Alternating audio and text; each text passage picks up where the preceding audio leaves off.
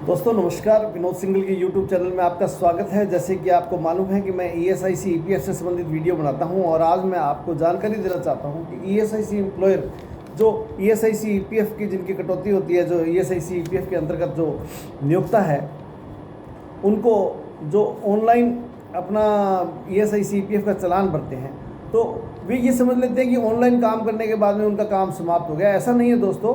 जब जांच आती है तो आपका सारा रिकॉर्ड देखा जाता है और हर चीज़ को बहुत बारीकी से देखा जाता है। तो आप इस संबंध में जानकारी जो है वो ईएसआईसी ऑफिस से भी ले सकते हैं। और आपको जो है वो ये ना केवल ऑनलाइन काम करना है, बल्कि आपको ऑफलाइन या आप कंप्यूटर के अंदर आपको अन्य कार्य भी करने होते हैं। तो ये जो है रिकॉर्ड संधारण बहुत आवश्यक है। और ये रिकॉर्ड संधारण जो है वो आपके ईएसआईसी ईपीएफ के जो चालान भरे हुए हैं उसके अनुसार ही होना चाहिए, ताकि जांच के समय या किसी कर्मचारी की क्लेम लेने के समय आपको दिक्कत नहीं आए। दोस्तों मैंने देखा है कि बहुत से लोग जो है वो अपना रिकॉर्ड नहीं बनाते और केवल ऑनलाइन चालान भर देते हैं। तो ऐसी स्थिति में ये समझो दोस्तों कि आप बिल्कुल ऊपर का काम कर रहे हैं, नीचे बारीकी से काम नहीं कर रहे हैं, और इससे आपको बहुत बड़ी परेशानी का सामना कभी करना पड़ सकता है। तो आपको जो रिकॉर्ड संधारित करने हैं वो आप ईएसआईसी ईपीएफ ऑफिस से जाकर के पता कर सकते हैं। बाकी मैं आपको बताने का प्रयास करता हूँ। एक तो आपको कर्मचारी की सेवा पुस्तिका, लेबर या कर्मचारी की सेवा पुस्तिका अवश्य रखनी चाहिए, जिसके अंदर उसका पूरी डिटेल होती है, फॉर्म होते हैं और उसके अंदर उसके अंगूठे के वो सब निशान होते हैं, ताकि ज़रूरत के समय वो कर्मचारी जो है आप उसको ये दिखा सको कि यही कर्मचारी था। और उस कर्मचारी का पूरी डिटेल, उसके एड्रेस और उसकी क्वालिफिकेशन और ये सारी चीज़ें, उसकी मजदूरी वगैरह की डिटेल होनी चाहिए, उसकी फ़ोटो होनी चाहिए, उसका नियुक्ति पत्र वगैरह जो भी आपने लगा रखा है या आपका अनुबंध है, ये सारी चीज़ें उसके अंदर आपने कार्य ग्रहण करवाया हुआ है, कंप्लीट डिटेल होती है सैलरी इसमें, सर्विस बुक में, ये ज़रूर रखनी चाहिए। ये केवल ईएसआईसी ईपीएफ के पर्पज़ से ही नहीं है। आपको कल को कोई मिस हैपनिंग होती है, कोई दुर्घटना होती है, तो उस समय भी ये सर्विस बुक जो है, सेवा पुस्तिका, बहुत ही महत्वपूर्ण डॉक्यूमेंट्स है। तो आप मेरी बात को याद रखें कि आपको ये सेवा पुस्तिका, कर्मचारी सेवा पुस्तिका, लेबर सेवा पुस्तिका अवश्य रखनी चाहिए। इसमें पूरी डिटेल होती है और ये एक अनुभवी व्यक्ति ही काम कर सकता है।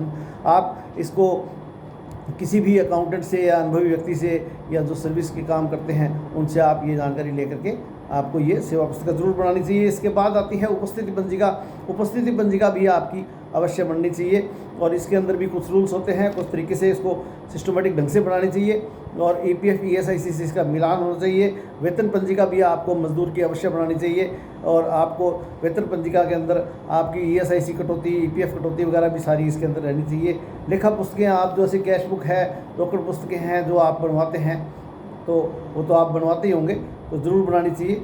इसके अलावा अन्य कई फार्म वगैरह भी होते हैं ईएसआईसी ईपीएफ से संबंधित, वो भी आपको समय समय पर भरते रहना चाहिए। क्योंकि मैंने देखा कि जब कोई मजदूर है और उसका भगवान ना करे कि कोई दुर्घटना हो जाए या डेथ हो जाए, तो बाद में फिर वो फार्म अपने को नहीं मिल सकता। बाद में फिर कहाँ से लेके आएंगे, बाद में कोई डॉक्यूमेंट्स पर उससे सिग्नेचर कैसे होंगे। तो इसलिए अपने को ये समय पूर्व ही सारे काम कर लेने चाहिए ताकि आपको बाद में दिक्कत नहीं आए। इसी प्रकार से एक दुर्घटना रजिस्टर का संधारण भी किया जाता है। अन्य बहुत से रजिस्टर होते हैं जिनका संधारण किया जाना चाहिए। ये सब आप खुद संधारित कर सकते हैं, ये रिकॉर्ड बना सकते हैं। लेकिन यदि आप ये रिकॉर्ड नहीं बना सकते हैं तो आप अपने कंसल्टेंट जो बहुत अनुभवी हो वही ये बना सकते हैं। अनुभवी व्यक्ति से ही काम करवाना चाहिए।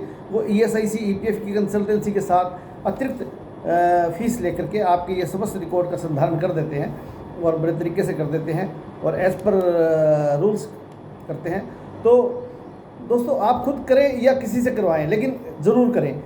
आपके पास में यदि रिकॉर्ड है तो आप सेफ़ है। अगर आपके पास रिकॉर्ड नहीं है तो दोस्तों आपको दिक्कत आ सकती है।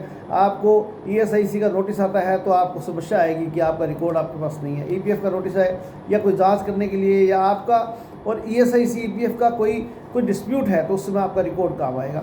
इसी प्रकार से कोई दुर्घटना घट जाती है तो आपका रिकॉर्ड आपको प्रस्तुत करने पर उस दुर्घटना का लाभ मिल सकेगा। दोस्तों मेरा ये वीडियो अच्छा लगा हो तो आप इसे आगे शेयर करें। मैं नहीं कहता कि लाइक और सब्सक्राइब करें। और यदि और कोई जानकारी लेना चाहें तो आप मुझे मेरे मोबाइल नंबर पर व्हाट्सअप करके, ओनली व्हाट्सअप करके 9414318665 आप इस पर आप व्हाट्सअप करें और अब मैं आपको जानकारी देने का प्रयास करूंगा। वैसे ऑथेंटिक जानकारी जो है वो आपको ईएसआईसी ईपीएफ ऑफिस से बहुत ही तरीके से और साफ़ सुथरे तरीके से मिल सकती है। उनके पास कुछ किताबें भी रहती है तो आप वहाँ से ले सकते हैं। धन्यवाद दोस्तों, जय हिंद।